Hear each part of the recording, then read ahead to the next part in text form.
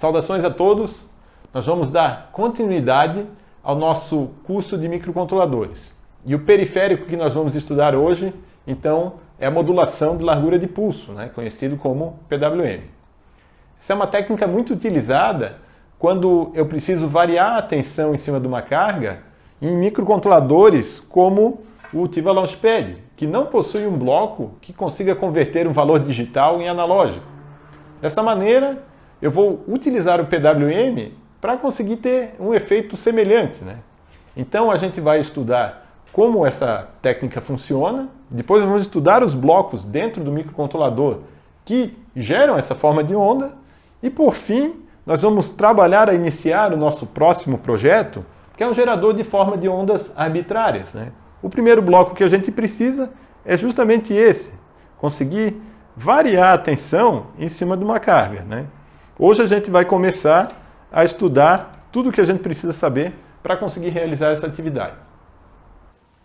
Então agora aqui eu vou utilizar o Pulse View para mostrar para vocês, primeiro, relembrar, que vocês já viram isso, como que acontece essa variação de potência na carga, utilizando o PWM.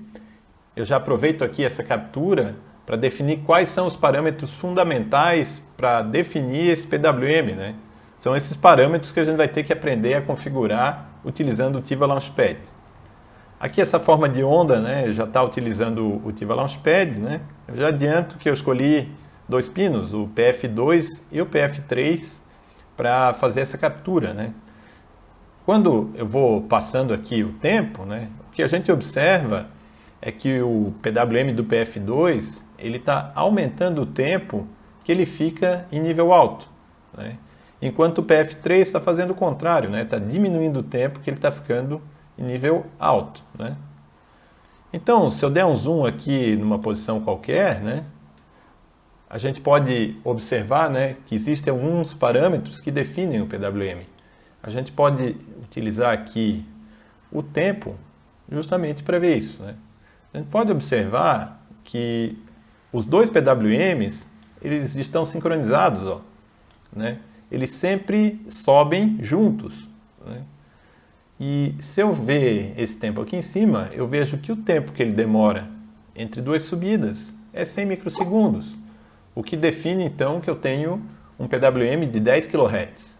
Esse é um dos primeiros parâmetros que eu posso configurar no meu PWM, então a frequência que ele oscila.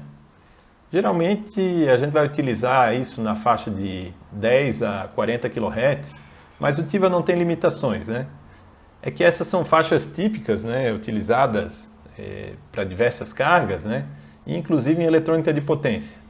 Naturalmente lá pode até ter frequências maiores, mas eu deixo isso para outra matéria. Outro parâmetro que eu tenho que definir aqui, então, é o tempo que esse PWM fica em alto. A gente pode observar que o PWM do PF3, aqui nessa captura, ele está em alto por algo aproximadamente 30 microsegundos.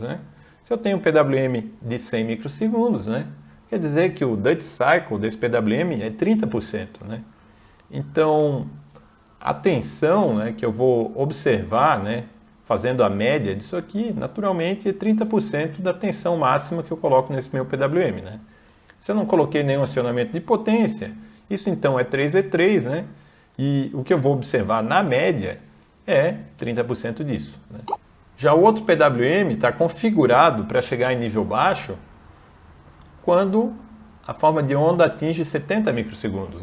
Isso quer dizer que, da mesma maneira que o de baixo tinha um Duty Cycle configurado, o de cima agora está configurado a 70%.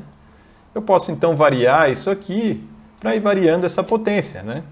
E agora basta a gente aprender a utilizar o software para conseguir configurar tanto a frequência quanto o Duty Cycle do meu PWM.